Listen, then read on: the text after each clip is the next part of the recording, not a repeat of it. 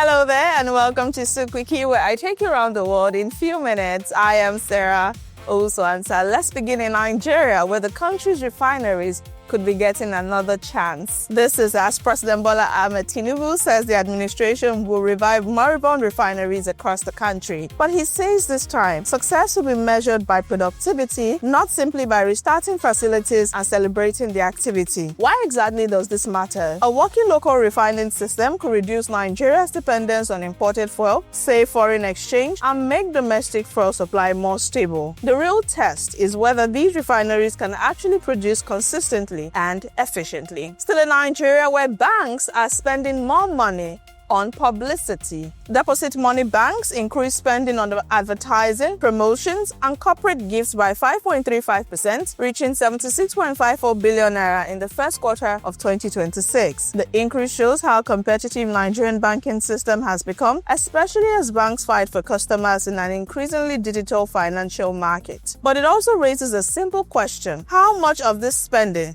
translates into better services for customers? Now let's move on to West Africa. Let's talk about Ghana right now. Cocoa farmers are opposing a new law that restricts how they can use their land. The farmers are asking Ghana's president, John Mahama, not to sign the law until they have been properly consulted. For cocoa farmers, land is not just property, it is the foundation of their livelihoods. The dispute could therefore affect both rural communities and Ghana's hugely important cocoa industry. And lastly, on Soup Quickie today, let's talk about the Middle East. The United States says it could maintain a naval blockade of Iran indefinitely as ceasefire talks struggle to make progress. Washington is also threatening increased economic pressure on Tehran. The biggest concern for global markets is energy. With oil supplies already under pressure, prolonged tensions around Iran could push crude prices higher and increase fuel, transport, and food costs worldwide. And that's a wrap on Soup Quickie today. Thank you for joining us from Monday